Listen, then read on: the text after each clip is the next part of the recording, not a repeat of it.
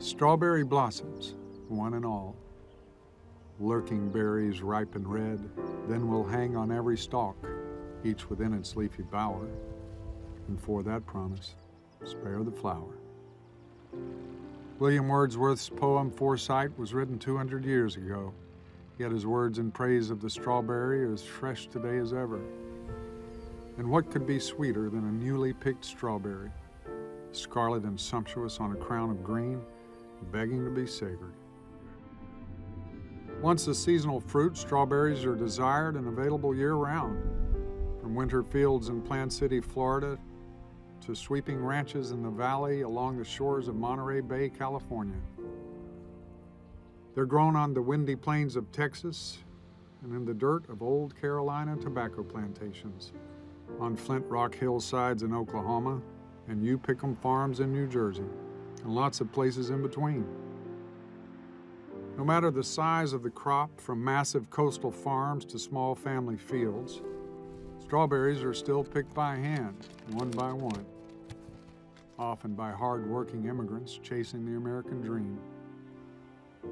Wordsworth was right. God has given a kindlier power to the favored strawberry flower.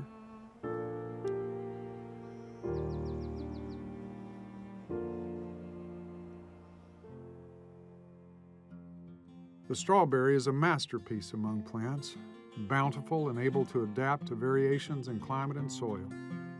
Popular and widely grown, it fares best during cool months and can be found from the Atlantic coast to Alaska. Strawberries are low in calories, packed with antioxidants and full of nutrients and vitamins. They're attractive to the eye, fragrant and pleasing to taste, with 81 distinct aromatic flavor compounds. All right. Have a good one. Thank you. They're $6 a quart. This is David Dickey, a farmer from the Ozark Hills. All righty. He's well known around these parts for producing luscious, locally grown strawberries.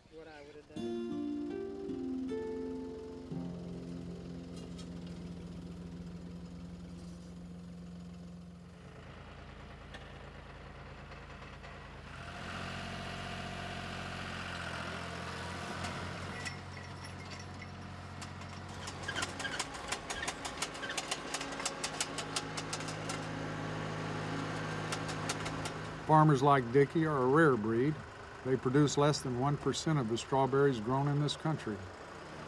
As we'll learn, the great majority are cultivated in California and Florida, not in Arkansas where he lives. I mean, it's always, most farmers will probably tell you it's always exciting getting a crop started. Dickey begins plowing his 1-acre field in late summer. Because of bad weather, he lost money on his crop last year, so he's hoping for a spring harvest that will need to generate enough revenue to sustain his family for an entire year. I'm not going to have much to sell through the winter, probably up until the end of April, when we start getting strawberries.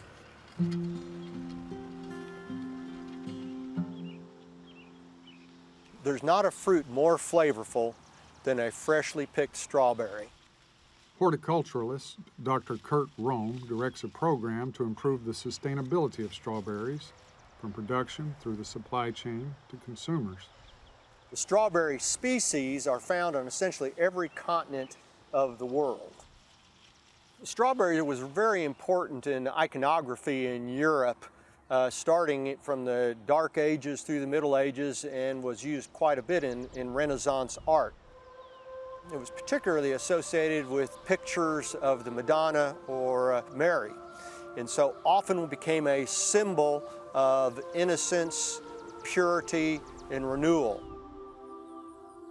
Strawberries grew in the North American continent long before European colonization. Among the Iroquois, the wild strawberry was a symbol of Thanksgiving. Other tribes made strawberry bread or mashed berries into a healing tonic.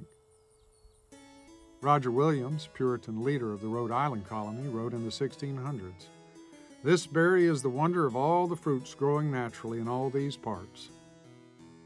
The wild berries that Williams and others grew to love were bigger than the small, musky-flavored strawberries they had known in the old country.